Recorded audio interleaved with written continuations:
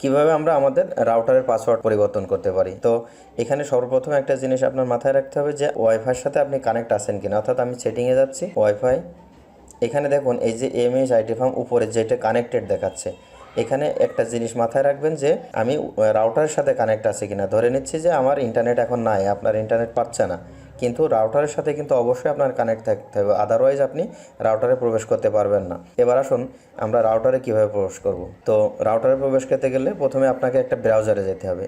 আমি এখানে গুগল ক্রোমে যাচ্ছি এবং এখান থেকে আমি একটা নিউ ট্যাবে গেলাম। তো আপনার রাউটারের পিছনে আপনি দেখবেন যে একটা আইপি অ্যাড্রেস আছে। অর্থাৎ যে ব্র্যান্ডের রাউটারে আপনি ইউজ করুন না কেন তাতে কোনো সমস্যা নাই। যদি আপনি ডি লিঙ্ক ইউজ করে থাকেন বা টিভি লিঙ্ক ইউজ করে থাকেন, 10 ইউজ করেন, তাতে কোনো বিষয় না। রাউটারের পিছনে দেখবেন এরকম 192, অর্থাৎ এটা আমি টিপি লিঙ্ক রাউটারের, আমার এটি TP link router. So TP link রাউটারের আইপি অ্যাড্রেস আছে এটা চলে এসছে 192.168.0.1। এটা হচ্ছে যে TP link router plus D link রাউটারও সেম। যদি নেটিস হয়ে থাকে তাহলে কিন্তু এখানে 192.168.1.1 হবে। হ্যাঁ, তো আপনি যে রাউটারে যে ব্র্যান্ড ইউজ করেন তাতে কোনো সমস্যা নেই। রাউটারের পিছনে আপনি দেখতে পাবেন যে আপনার আইপি অ্যাড্রেস দেওয়া আছে। আচ্ছা, তো আমরা এখানে গোতে ক্লিক করলাম।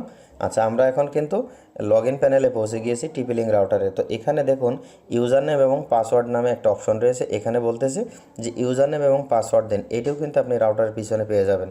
তো সাধারণত টিপি লিঙ্ক রাউটারে দেওয়া থাকে অ্যাডমিন ADMIN, অ্যাডমিন হচ্ছে যে ইউজারটা, পাসওয়ার্ডেও কিন্তু ADMIN। এটি দেওয়ার পরে আপনি এখানে লগ ইনে প্রেস করুন। আচ্ছা, আমরা কিন্তু এবার রাউটারে পৌঁছে গিয়েছি। এই যে এটি হচ্ছে যে রাউটারের ড্যাশবোর্ড।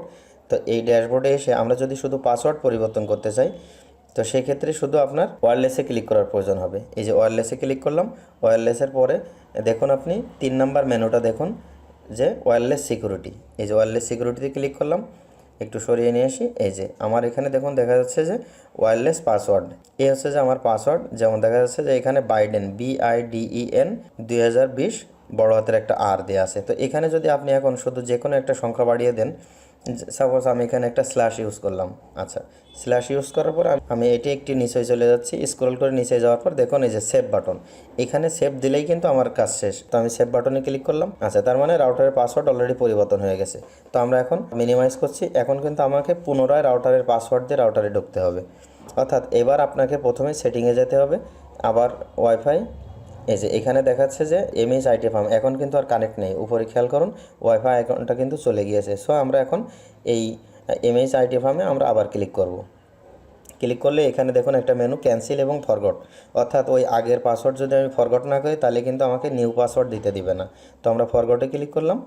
এবার আমরা এই যে এমএইচ আইটি ফার্মে আবার ক্লিক করলাম। আমার যে রাউটারের নামটা, আপনার নামে আপনি রাউটারে যে কোনো নাম দিতে পারেন, সেই নামের পরেই ক্লিক করবেন।